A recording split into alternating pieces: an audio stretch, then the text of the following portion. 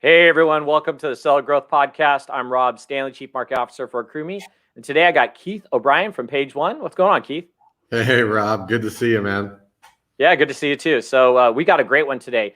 Today we're going to be, here, let me throw it up on the screen so everybody can see it. So today we're going to be talking about basically like some changes that have happened in the past and how there's opportunities going forward on Amazon. I know we worded it slightly different than that, but that's basically what we're talking about today, right, Keith? Yeah, you guys are looking like ESPN with the bottom feed across the screen. That's amazing. Yeah, I'm looking for weekend scores. Right, we're stepping up our game here over at AccrueMe and Seller Growth Podcast for sure. So awesome. Yeah, we've got people just jumping on. So yeah, please join in. We have some great information coming up. Again, I got Keith O'Brien. We're talking today about basically looking back to look forward is what we're calling it, and basically Amazon changes that have happened in the past that are creating new opportunities. So Keith, with that in mind, let's kick this off. So sure. What is maybe the first thing that you've seen that some changes that Amazon made that have created or made opportunities for Amazon sellers kind of going forward here in 2021?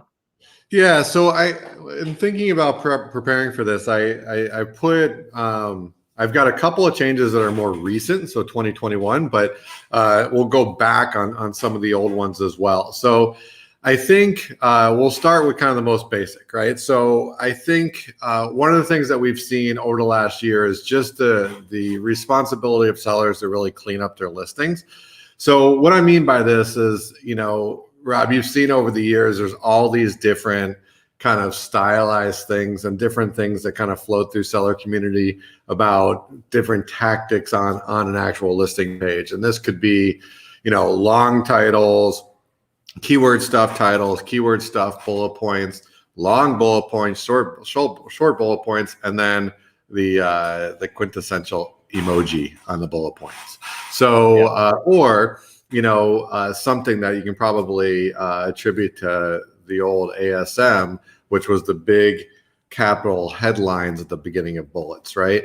So I think what we've seen over the last year is just Amazon slowly moving through, and it hasn't gone across category yet. It hasn't gone across the entire platform yet, but we've seen at least evidence in it in category by category where Amazon's cleaning that stuff up. So listings get taken down for emojis, listings get taken down for the big all caps bullet titles.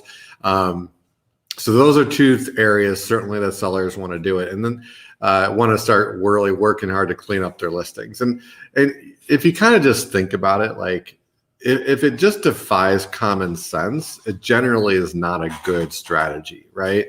And there was no way to really test those things. So people just took people's, feedback for it or thoughts on it or opinions on it. So I think that's important. And right behind that is just, as Amazon changes in a lot of categories, they've been, as they always do, testing, especially over the last year, these new layouts on the detail page, right? So they're giving a little bit more value to the creative. And so on many categories, you'll see the actual image stack, like the image is larger, so it's taking up more of the actual detail page. And so it's really putting your content into maybe like a single column or a column and a half width down the right side. And if you had a listing that your bullets were really long, I mean, you're down below the fold now for your fourth and fifth bullet if you didn't shorten them. So not all categories, but that's definitely one that we've seen, and sellers really want to make sure that they're revisiting their pages and seeing how those display changes make an impact. Yeah, that's great information. And once again, everybody, welcome back to the Seller Growth Podcast. If you're just joining us, and I got Keith O'Brien from Page.One, and we're talking about basically some of the changes that Amazon's made in the past and how there's opportunities in the future. And be sure to hit that like and subscribe button. We do appreciate it. So Keith, on that same track, you talked about some of the strategies in the past that were used to kind of like, game the system a little bit, but what strategies are still effective kind of going forward right now? Yeah, I think it's the boring of all the answers, right, Rob? Which is the core fundamentals are always going to work, right? And so this is just really working hard to get your listings best in class in terms of all things around optimization. So it's great content, great copy, targeted relevant keywords, an image stack, photo stack that really speaks into the customer. It tries to get ahead of objections, known objections, gets ahead of the benefit conversation. Speaks really clearly to the improvements you may have made on a product to be a better solution for the sellers. So a best-in-class image stack, and then really, really high-quality A+. So if you nail those core fundamentals, then you're still, even with all the information up, even with all the agencies doing great work and all the outsourcers doing really good positive work, you're still going to be ahead of a vast majority of sellers on the platform. Yeah, that's 100% true. Just, don't game the system, right? I mean, that's basically what we're talking about, at least in that area. Just stick to what works and the things that everybody else is doing, but just do it better and provide great product. I mean, that's always been a key item too. 100%. I mean, that should be almost go without saying, but I know we need to say it. Yeah. Yeah. Unfortunately, I seem to say it on all the podcasts because everybody gets on and they start asking questions. So speaking of asking questions, if anybody has any questions out there, please put one in the comment area and we'd be happy to answer it for you. And just to make sure things are working, if somebody could just go ahead and say hi or, ask us something in there, just want to make sure the comment section is working. Because we definitely do want to answer some questions down the road here. So what things, and this could probably be an entire episode, Keith, but what things have you seen on Amazon that maybe have gotten a little bit easier or simpler to do? And then what things have become a little more difficult to do? Again, I think we could probably take up a whole hour talking about that, but what have you seen sort of like, high level wise or things that jump out the most for you? Well, I think we'll start with the more difficult, right? I know you've had some great advertising professionals on here in terms of managing advertising on previous podcasts, and I think that's an area that has gotten substantially more challenging, right? So if we back it up 2 years ago, we're pretty much at sponsored products and sponsored brand ads back then, or it used to be called headline ads, right? So that was it. I mean, there was then you had display with DSP. Oh, Keith, I think you hit your mute. So Keith's going to fix his mute button and come right back on and talk some more about it. There you go. But my mic must magically unplugged. It was weird. But well, I think you may have switched to a different microphone because we can. You kind of dulled out a little on your sound. So maybe take a look at that. You know what? How about this? While Keith is fixing that, we'll jump to a quick commercial break, and we'll be right back. This content is brought to you by AccrueMe, the business-friendly funding solution for Amazon sellers. If you are a profitable Amazon seller looking for capital to grow your profits, click the link around this video or visit accrueme.com for a no-risk funding estimate in less than 3 minutes. There you go. All right, so we're back, and again, I got Keith O'Brien from Page.One, and he's just fixing his microphone. So we were basically just asking the question about what things have gotten easier and what things have gotten more difficult. I think you were starting with some of the more difficult items. Take it away, Keith. Sure. Yeah. So I think, just the changes around the advertising platform, for the average person is it's a double-edged sword, right? So managing has gotten more complex, right? There's so many new ad placements, sponsored display, sponsored video and search, all kinds of things that just weren't there a few years back, certainly weren't there on the third-party side. So these things are getting more complex now, which does make it more challenging, right? So for the average seller is trying to stretch an advertising budget, there's just so many more things to test and allocate at least a testing budget to before you can really see what's working well. On the same time, that's also part of what has made created greater opportunities, right? So I wouldn't say easier, but or simpler, but creating greater opportunities to increase reach with a whole bunch of different newer ad segments, which are exciting. It's exciting.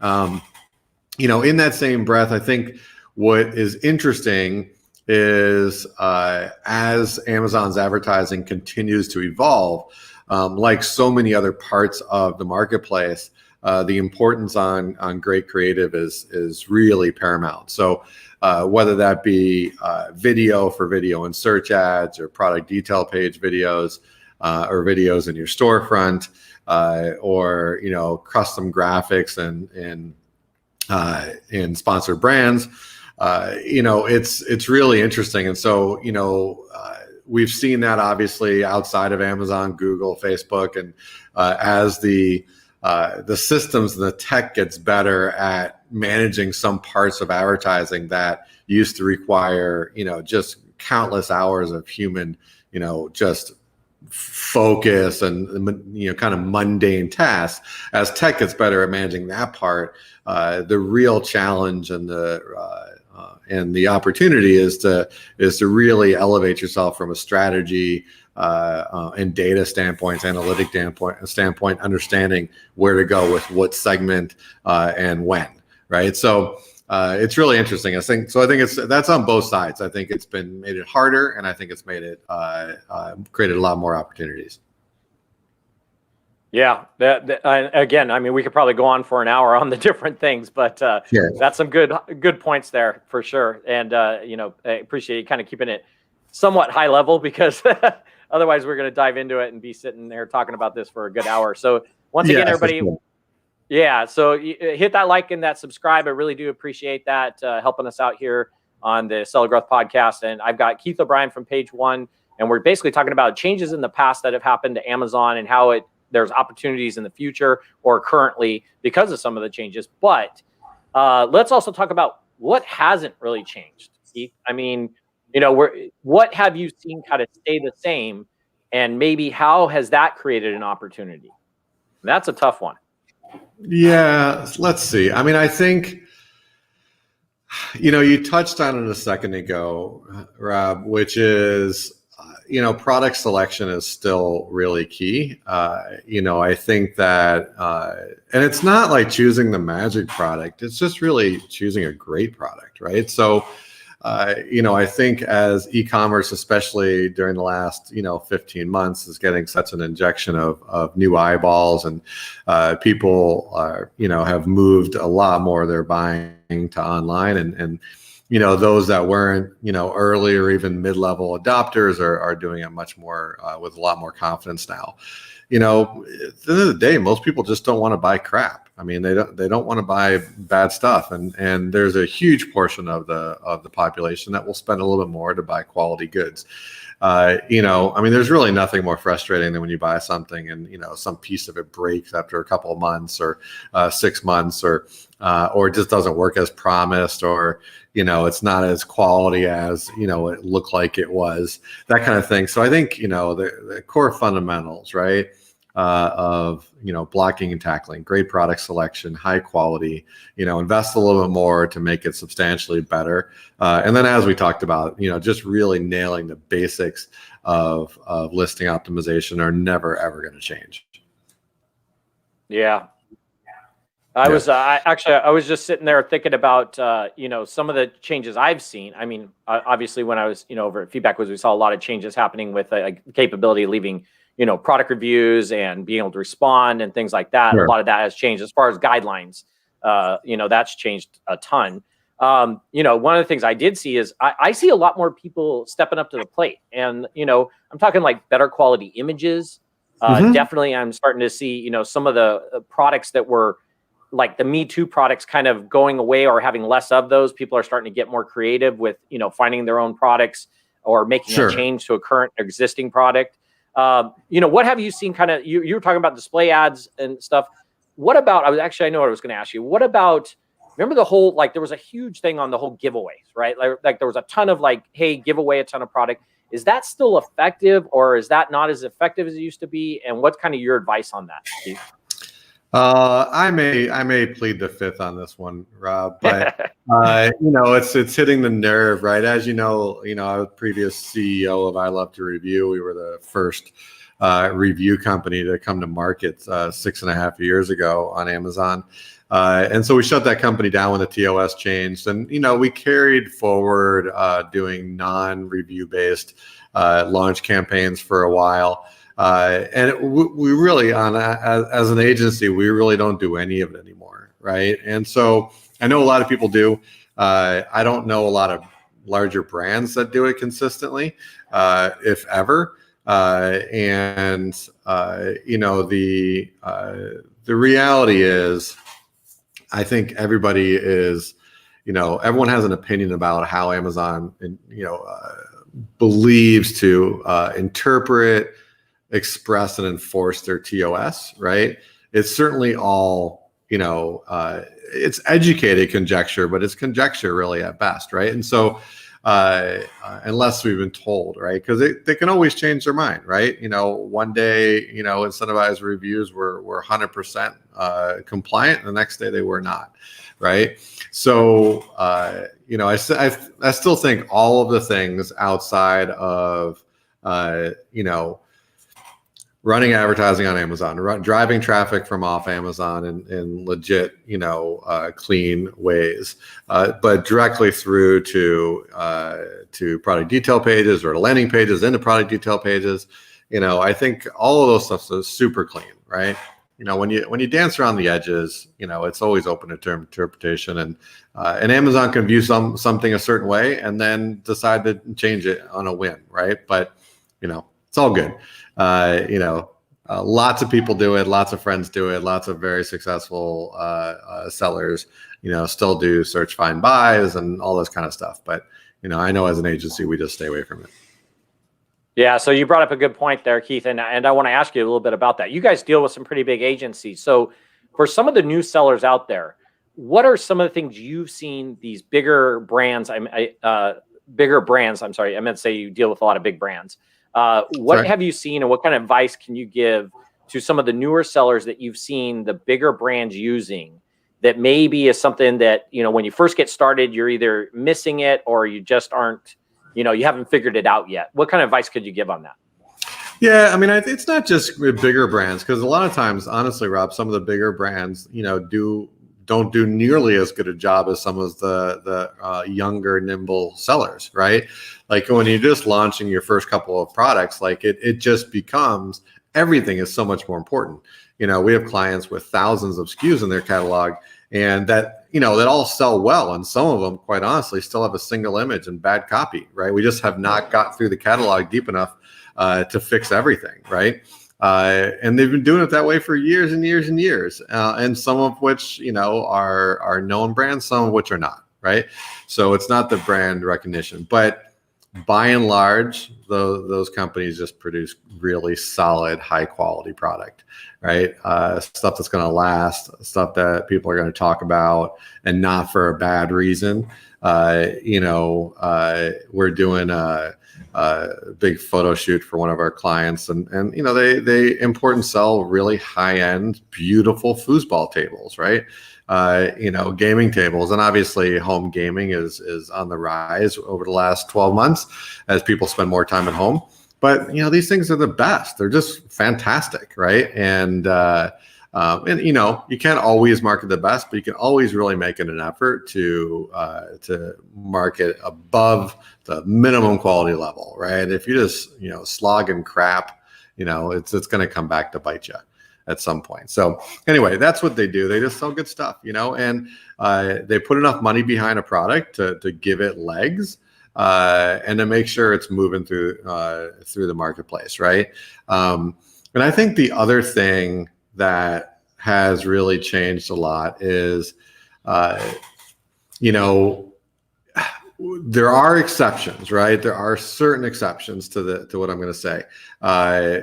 We have a client exception, right? Where we started with them, they were doing $50,000 a month 2 years ago in a few months, and they just clicked over $700,000 in revenue for their last 30 days.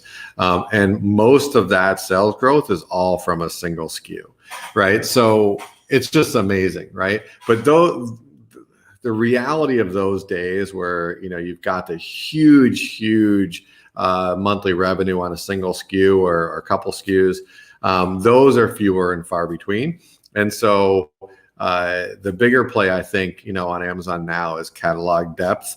And when you think about a lot of the challenges that sellers deal with competition and hijackers and all these people that are scouting their products, I personally have looked at a lot of businesses to buy this year, and some of the ones I liked the best were like these little sleeper boring ones, that there's no SKU doing more than 5,000 or 6,000 a month, but they've got a nice little catalog portfolio. Nothing's breaking any records, but put together, it's a really, really nice business. And it's a business that's, in a lot of ways, a lot easier to run. So I'll end that part there. No, that's great information. So one of the questions I am going to ask you, though, and don't answer it yet, but we definitely should talk a little bit about, like, a lot of people that get that first product going. At what point do you see that people should come and add a second product or add another, maybe extra to it? Don't answer that yet, though. We're going to break for a quick commercial. All sellers are looking to grow their business. Why not take advantage of the Accrueme.com Grow Now and Pay Later option? Accrueme is not a bank. They truly only win when you win with growth capital funding. What are you waiting for? Head on over to Accrueme.com now. Be sure to mention the podcast.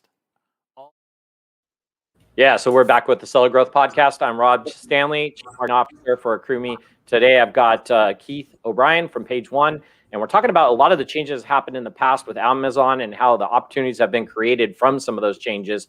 Not always good. Some are bad, but hopefully there's some good ones. So right before we went to break, I was talking to Keith about basically, oh gosh, what was I asking you? I was asking about second product. Yeah, adding a second product. So real quick, before you answer that, everybody, thank you for listening on our podcast. We're getting tons of new listeners on the actual audio podcast side. I really do appreciate that. And we're getting lots of people subscribing to the Seller Growth Podcast on Apple devices and stuff. So what I really appreciate is if you get a chance, go over, hit that 5 stars for our Apple podcast for Seller Growth Podcast.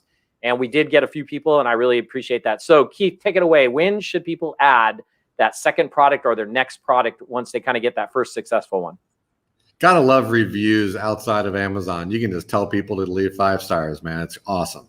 Awesome. Right? So as you should, Rob, because this is great. So, look, I mean, honestly, the answer is as soon as you can afford to, right? And even before that, right? You just the challenge with the small seller businesses is that your emotions just are so up and down, and everything is tied to these 1 or 2 products, right? And you just like the faster you can change that to where you have a business that is actually a small, even if it's a small catalog, right?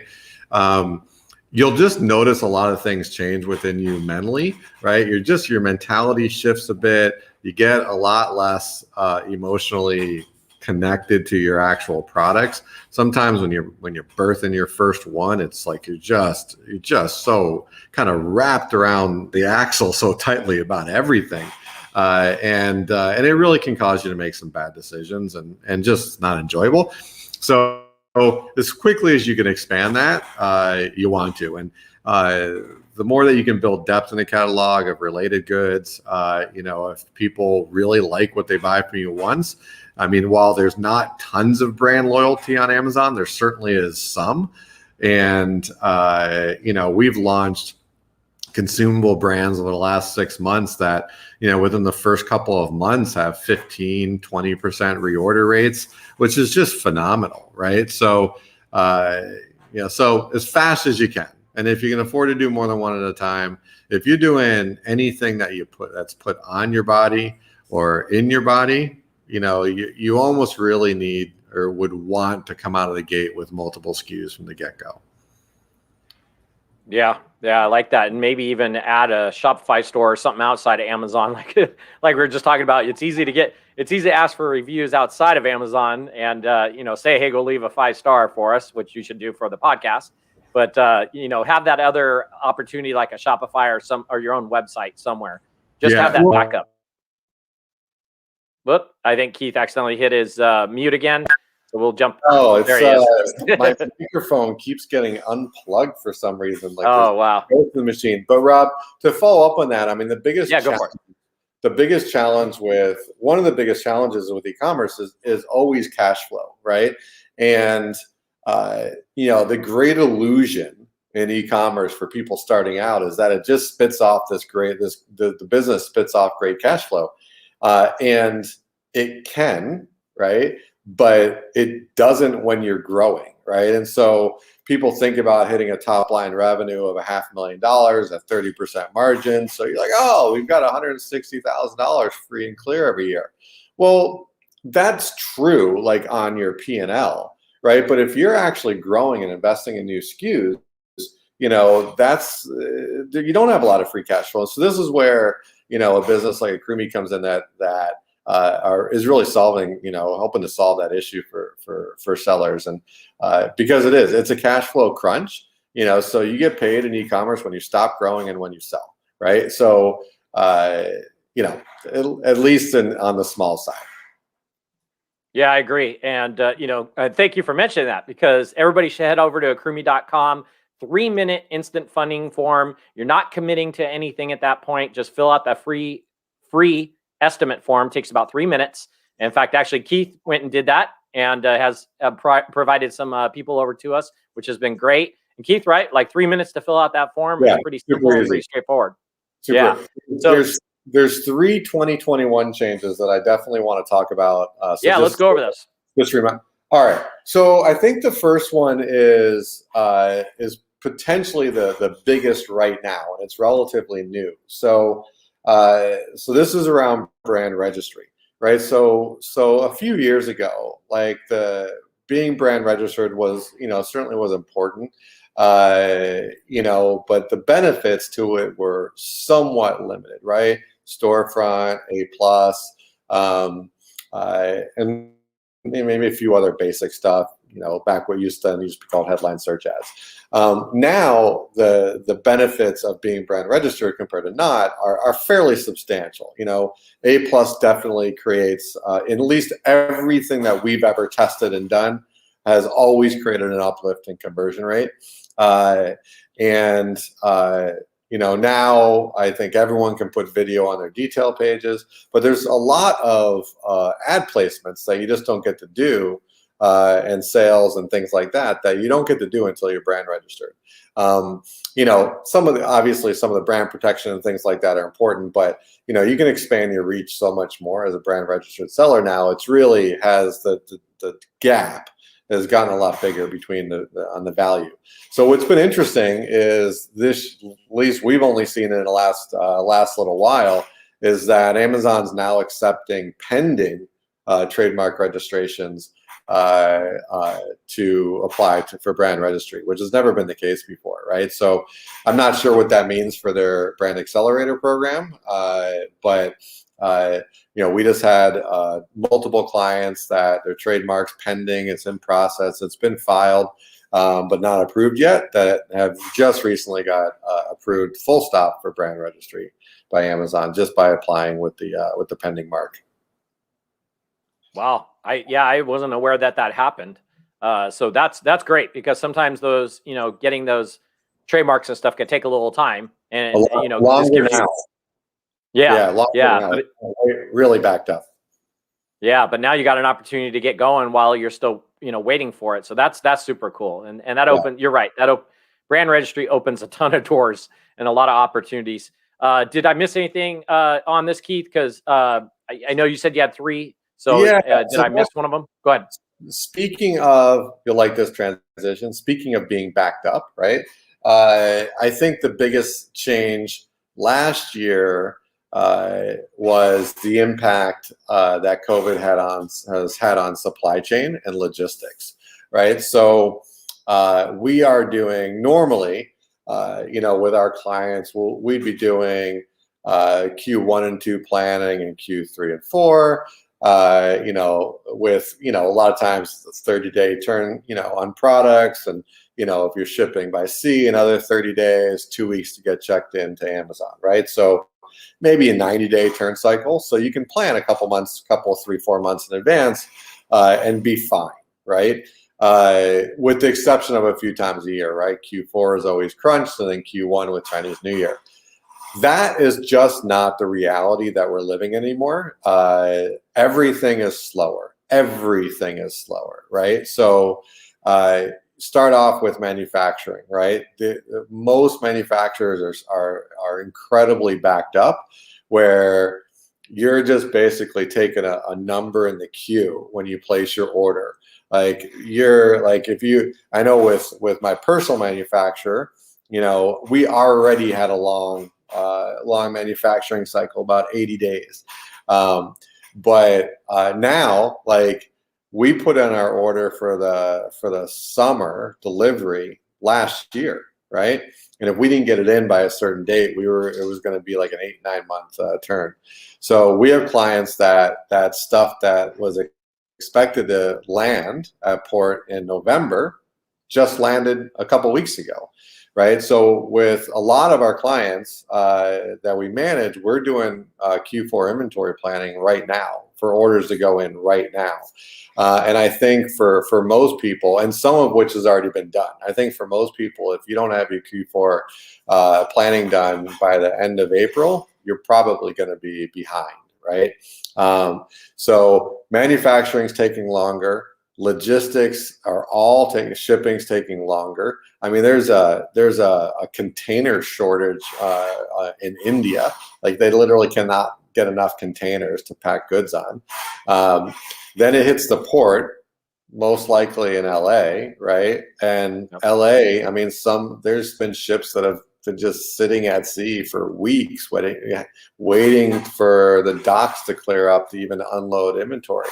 There's a shortage of workers at the docks, right? So, and in the ports, and then everything's slower to get checked into Amazon, right? So we've seen some stuff move through. It's amazing. I mean, I've seen things go in 8-9 days, but then I've seen things go in and take 6 weeks to get checked in, even now, right? So I just think, like, we all got slammed with Q4 last year with all the inventory restrictions, and some of that in certain categories with certain sellers is still very much a thing. So you're just going to have to really plan better this year and get things done far in advance. For sellers that used to ship straight from overseas directly into Amazon, some still are able to do that. For most, it's going to require finding a solid 3PL to use, or at least a warehouse, prep. So all of that stuff has really changed, and it's made life and I wouldn't say harder, right? Because it planning in advance is a bit more challenging, and you've got money tied up in product for a lot longer turns. Yeah, it's funny you mentioned that, prepping for Q4 already, because some people that would probably blow their mind. But literally, I was just on a call yesterday. Myself and Don were on a call with a client that was looking to get funding from AccruMe, and they said exactly the same thing. They're already getting ready and ramping up and getting their products and everything ready and adding more SKUs. Actually, they're adding some more ASINs and stuff for Q4. And I was like, it kind of blew me away a little bit, but it kind of makes sense too. It takes time, especially getting those products in, getting them made, and it's like they're ramping up already. So it was really interesting 100%. You said that, because I literally was just on a call yesterday with somebody. And by the way, they are getting funding from AccruMe, so that was super cool. There you go. Oh yeah. Yeah. But I mean, a couple of years ago, most sellers could sit down over the summer and start doing their Q4 planning, and maybe even place an order as late as August, right? I mean, that's certainly what it was for me a couple of years ago. It's just not the game anymore. The rules that part of the game has changed, and it probably will remain changed for quite some time. Yeah, no, that's you hit it on the nose. So that's perfect. Yeah. So once again, I'm Rob Stanley, Chief Marketing Officer for AccruMe, and today I've got Keith O'Brien from Page.One on, and we've been basically talking about some of the changes that happened in the past on Amazon and how it's created opportunities, going forward. Obviously COVID was a huge impact on the US, but man, for e-commerce, it blew up e-commerce, and specifically Amazon. So Keith, it's been great having you on the show, and everybody, I appreciate you, listening to the Seller Growth Podcast or watching us, and just some great information. be sure, like I said, to subscribe and like both the video, and then head on over and give us a 5-star review over on the Apple Podcast. We do appreciate that. And Keith, thanks again for being on and all that great information. Oh, thanks so much for having me, Rob. You guys are doing a great job, and helping to solve one of the biggest challenges for sellers, which is having some money to play. Yeah, exactly. Well, be sure to head on over to CrewMe and mention the podcast. And it's only 3 minutes to fill out a form. And thanks, everyone. I'll see you next week.